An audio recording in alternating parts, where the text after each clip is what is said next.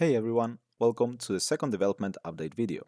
I got some cool updates since last month's version 1.0 release. This one is all about Bimo's walking stability and walking model optimization. Let's get started.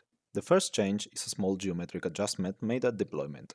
The legs are set 4 degrees outward from the original parallel 90-degree position. That's it. No retraining, no hardware change, just that angle.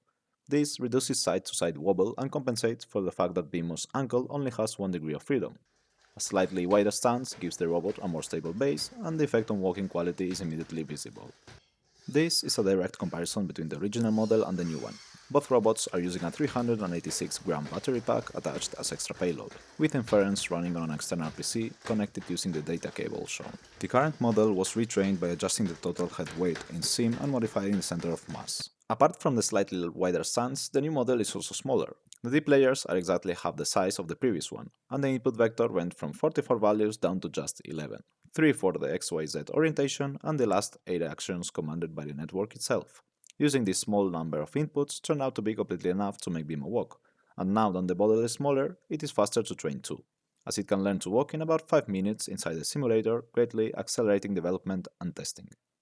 Even at half the size, this model still needs an SBC or a PC to run inference, so I took it one step further and applied distillation by training a much smaller student network to replicate the behavior of the larger one. The distilled model is extremely small, with 2 deep layers of 64 by 32 neurons, small enough to compile directly into the RP2040 firmware and run natively on the microcontroller.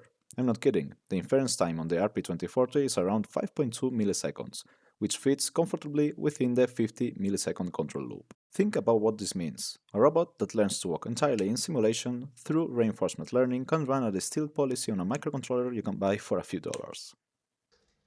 As you can see in this short example, there's no data cable and no external inference, just a battery and the RP2040 making Bimo walk.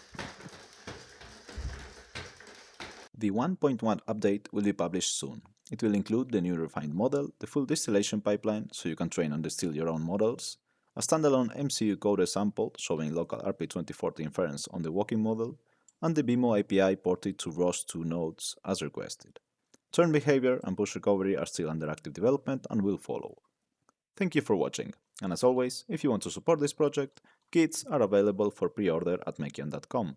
And if you don't want to miss any updates, join the Discord server, where all project updates get published first.